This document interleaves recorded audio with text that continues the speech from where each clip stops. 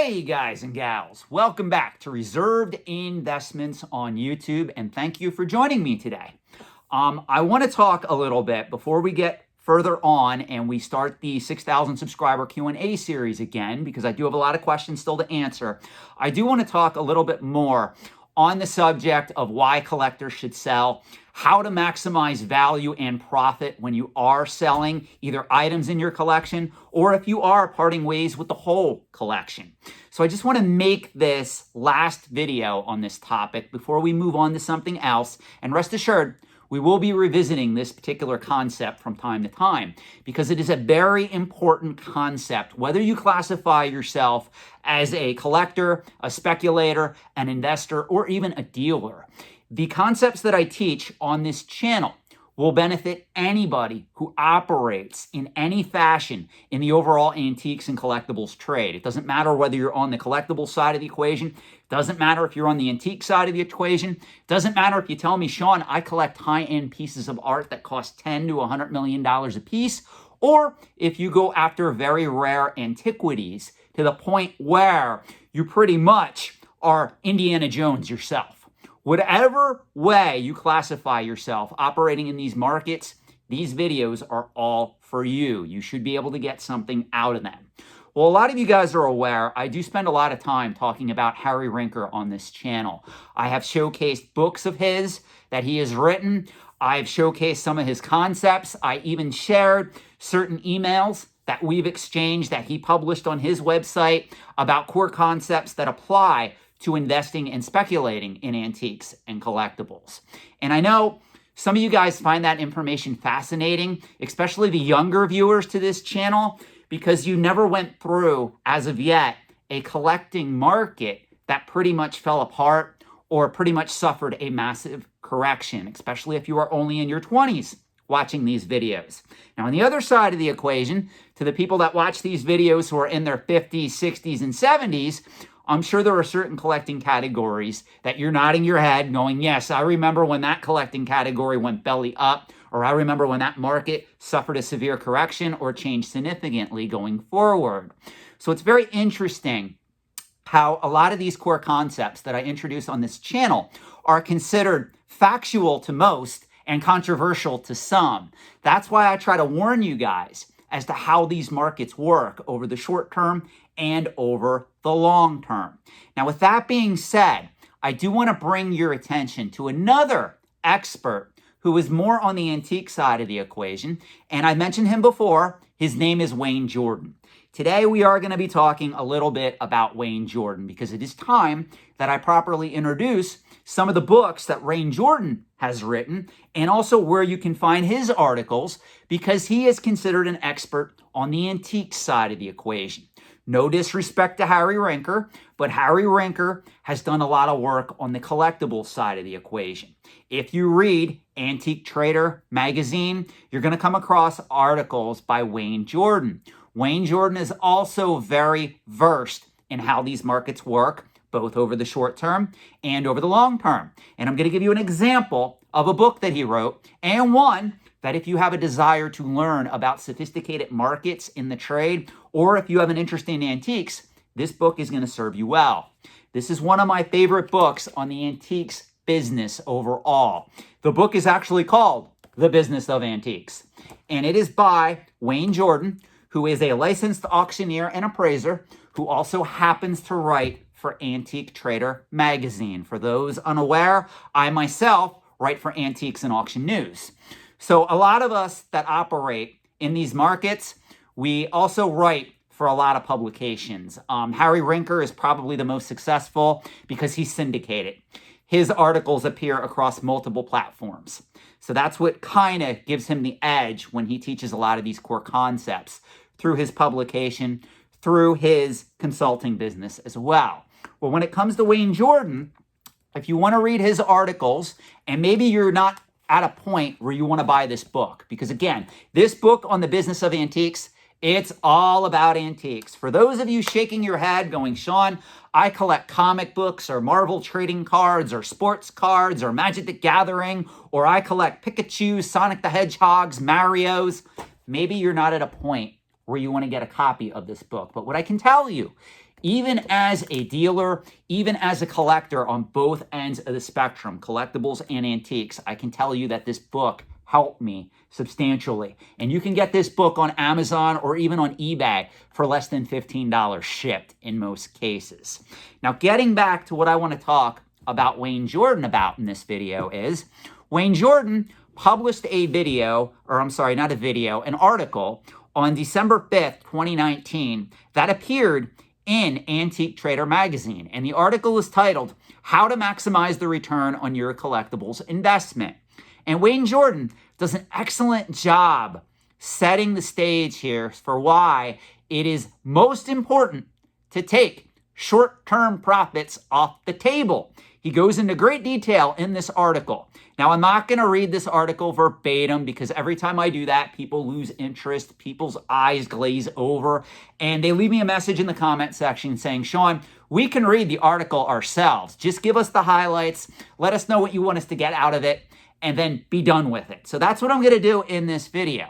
I want you to read the article in depth. It's not that long. There's going to be a link in the description. You're going to get an education on this. Or if you're one of the more sophisticated people that watch this channel, it's possible you already know this stuff, but you're still going to get something out of this, I promise you, because he even has a link to an article that Terry Calvel, another expert in the trade, wrote years ago called 10 Collectibles Not Worth Collecting Anymore. So again, you will get something out of this if you have an open mind and you want to learn this information. Now, there are 4 principles that Wayne Jordan introduces in this particular article as to how you can maximize collectible investments overall. The first is, and we talked about this in depth on this channel, determine your desired return on investment. What is it that I always tell you guys? If you're going to invest in these markets, you have to have a written plan. It's no different where if you want to invest in stocks, bonds, mutual funds, ETFs, and you don't know what you're doing, you're a Timmy, Kimmy, or a Poindexter, you're going to go to a financial advisor. The financial advisor is going to put together a financial plan for you. If you want to invest in real estate, if you want to invest in antiques, if you want to invest in collectibles or even cryptocurrency, guess what, guys? You need to have a written plan that states what you're attempting to do and what your desired return on that investment is. And once you write this down, it has to be practical. If you go through and you read that plan and you realize that you're getting hit in the face with a stale donut and it doesn't make sense, guess what? Most likely that investment is going to fail or it's not going to perform the way that you want it to. It is very important to have a realistic plan. Don't just write, I'm going to invest in Magic the Gathering. I'm going to invest in Pokemon cards. And my profits are going to be in the hundreds of percent per year or the thousands of percent. And I'm going to become the next Warren Buffett of video games, Magic the Gathering cards, Pokemon cards, whatever it is. I'm sorry. Gains like that are few and far between to the point where it's not practical to do that day in, day out, year in, year out. It's just not realistic. So you have to have a realistic plan here. Number 2, learn to cut your losses. This is something that a lot of people do not understand. Like me with my marble collection. I finally consigned the collection and it was just sitting upstairs collecting dust. Now, yeah, it looked cool on display. Don't get me wrong. I didn't need the money, but still, why not put that money to work for me in real estate, mutual funds, ETFs, or coins and currency? Whatever antique or collecting category you want to get into, you need to cut your losses and you need to factor those losses in to your investment plan. This is something that Timmys, Kimmys, and Poindexters never do. They go on internet collecting forums and they tell you, Sean, you don't know what you're talking about. I bought this comic book here for $100 and I sold it for $900. They're not telling you, though, about all the other items that they bought for $50 to $100 a piece that either dropped in value or stayed the same. They're now taking up space.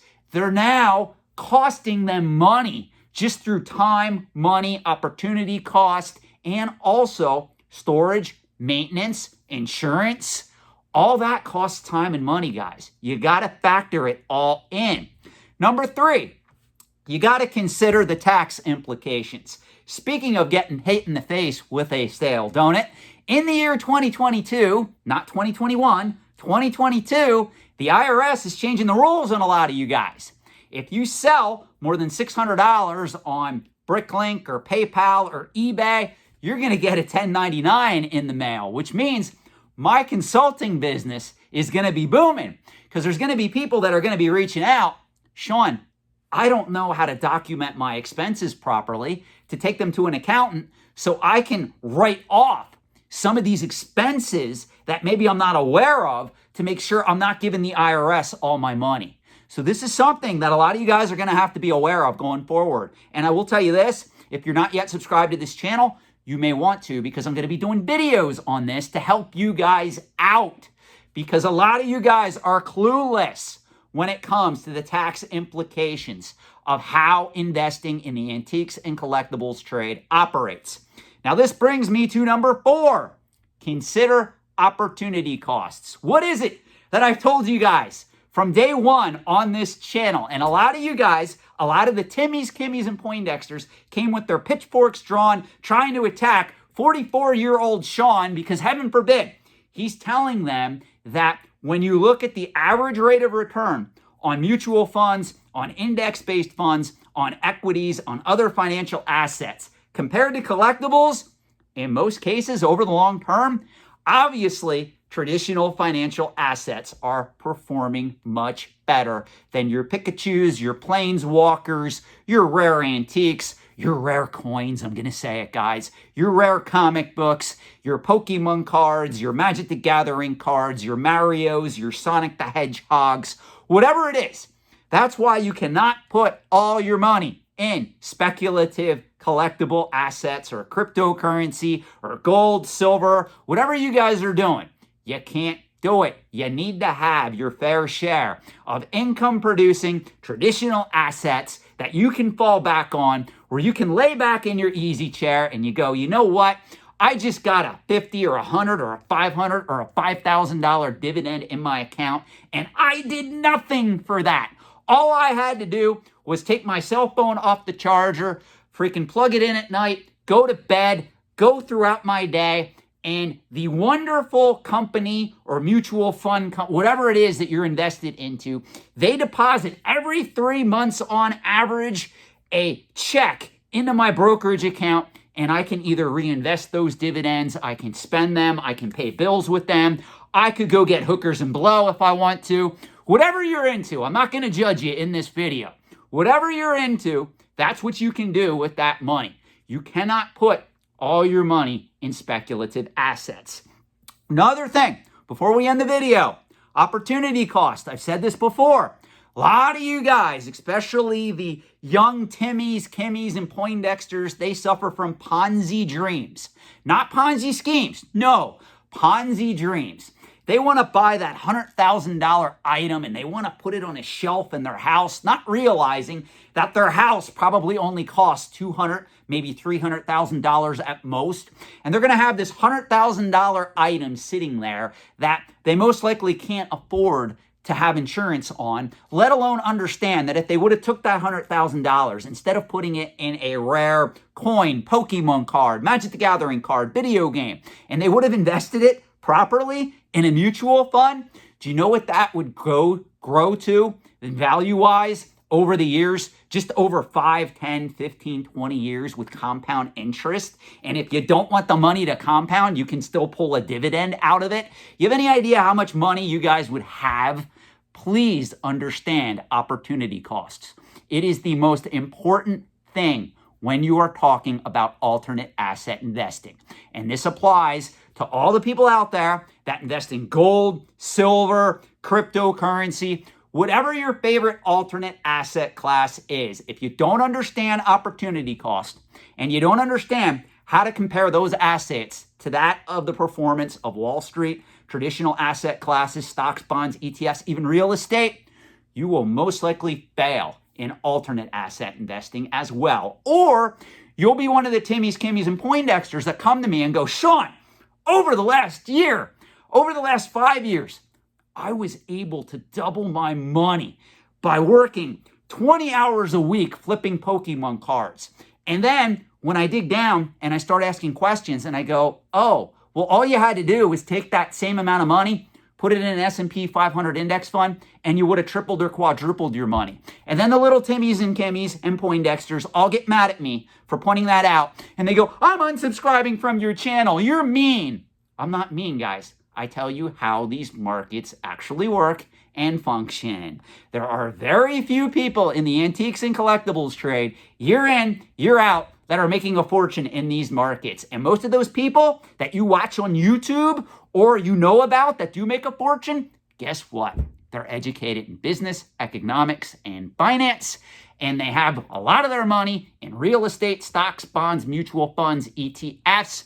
They do not have it all tied up in antiques and collectibles like you think. You are only seeing the tip of the iceberg that appeals to the YouTube algorithm. So all the Timmies, Kimmies, and Poindexters come running. They go, look at that, Sean. That guy put all of his money in Pokemon or video games or Magic the Gathering or comic books, and now he's worth a fortune. And I have to say, look under the water and you will see the truth to what made his empire a success.